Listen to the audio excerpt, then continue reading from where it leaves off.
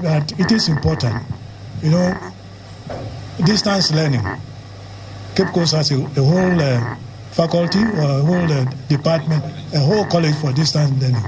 It is possible to do that in certain disciplines. But I'm saying this ex cathedra with authority.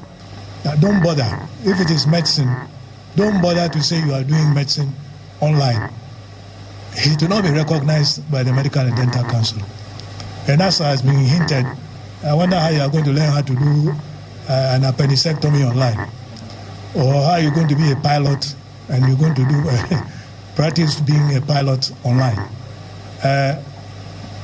Never mind the joke part, but please, as far as online tuition or training is concerned, it will not be recognized by the Medical and Dental Council.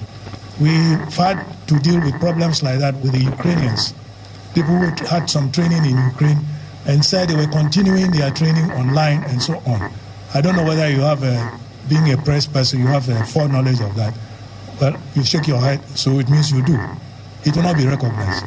So they will not be examined to have the possibility of being registered. I thought it was important to become clean and clear about that. We don't tolerate medicine is an hands-on training, and as much as possible, we want to do that. This is not to say that it is not possible to take set lectures online. I'm not saying that, but generally speaking, the take-home message is that online medicine is not going to be acceptable for registration. Now let's talk about the red alert.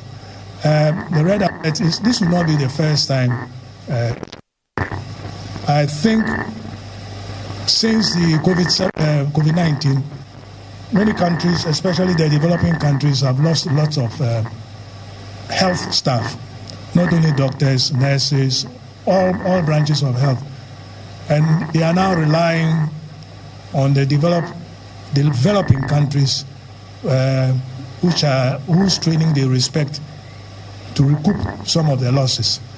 Ghana has become a target, but Ghana is not alone. Nigeria, I think, is the leading country in that respect is India. Pakistan is also in. Nigeria in Africa definitely leads. So the good work which the college has contributed to by helping to keep doctors in the country by providing postgraduate training could be lost because of this new threat from the developed countries. This red alert was issued by Great Britain, but a lot of people are also going to the US. So it is a serious problem which we need to deal with. I don't know whether this is a true red alert. In other words, whether the country means it or not. Because if they need doctors to come and look after their people, and there are people who are willing to be recruited, are you serious you are going to say no to recruiting them? I don't know. I leave it to you. But look at it. I've looked at the list twice. And what I noticed was that the countries in Southern Africa are not on the list. I've looked at it twice. And it's happened also with another list about countries, developing countries. And the Southern African countries were not on the list. I don't know how to interpret it. Maybe people in foreign affairs, diplomats, may be able to find a reason why. But I don't think a country like Botswana is more developed than we are. So we protect their doctors. And yet Ghana's doctors cannot be, are being protected. So I don't know. It may not, as I said, it may not be as red as it looks. So let's be careful about taking cheer from the fact that our doctors are now going to stay because one country says they are not going to recruit them. I'm not too sure. We make our facilities also available for them to use for exams. We have a computer-based testing center here that the West African College of Physicians have been using regularly for their exams. I mean, about sometime last month, I had a conversation with the Secretary General of the West African College of Surgeons, who are also saying that it came to look at the place, and they are also at the point where they are deciding that from the next exams they are going to be using our facilities here for their exams. So we make the facilities available to them, not for free, but then not at the totally commercial rate. I mean, that's the partnership that we have with them in terms of the testing also. A few weeks ago, we created another one called Faculty of Neurosurgery. So we have 9 faculties that range from anesthesia, surgery, and subspecialties, emergency medicine, ENT, otolaryngology, ophthalmology, and the rest, all making 9 faculties within the Division of Surgeons. So these run the work as far as surgical training is concerned. And these faculties have their various faculty boards or faculty leaders, I should say, put it as simple like that. They have meetings to their position. We have a chairman. Sometimes the chairman will act as a chief examiner as well. You know, our colleague, we are mandated to run exams. We train people, we must do exams, assess to see whether they are good enough to go and serve the people, because the standards must be kept. So we have the faculty boards that control this, and they organize the exams. In collaboration that we started earlier on, we just finished talking about, we have examiners coming from other parts of the world, especially West Africa sub-region, to help in our exams as assistant examiners. Our college, or fellows of our college also as examiners in West Africa College of Surgeons or Physicians. Similar thing, the reverse also is here. So faculties run very well. Without faculty, there's no college.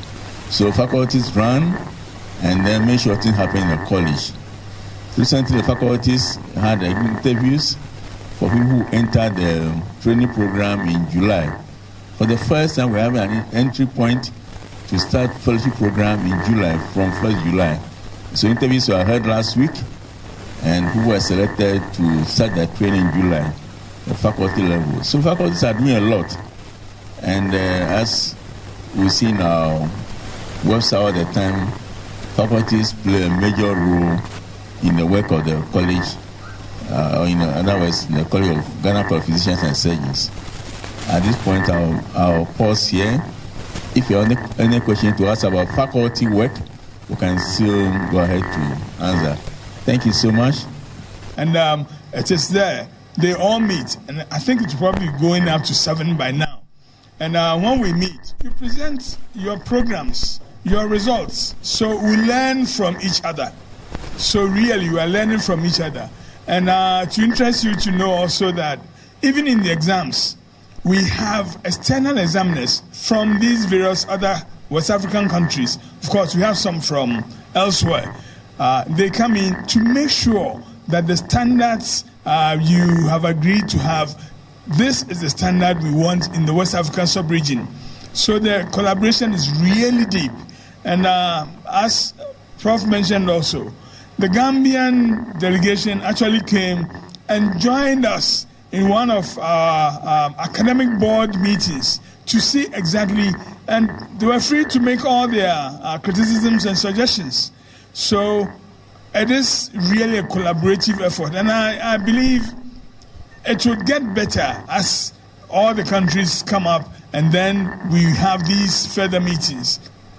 So yes, there's no competition, and it is good for us. And I think, as he said, it's a federation. I think the original idea was a federation, and it is now coming up as a federation. So it is co-equal for all the countries. Yeah. For which people don't donate blood. But what the blood service has done is now to ensure that we are coming out of education targeted at some of those myths, so that we come out that this is a myth but it doesn't, harm you when you donate blood. So yes, there's targeted, what is this targeted education towards the myths. You need to done research to come out with those myths. So do research, you come out with the myths, and then you do targeted education to ensure that you address that. And when people get to know that most of those things are not really, they are tangible things, if they understand, because the answer is education. You educate the people that this is not right, but this is what you should do. So I think that people are reasonable enough. When they get to know what they have to do, they do it. Thank you very much. What can you say current ratio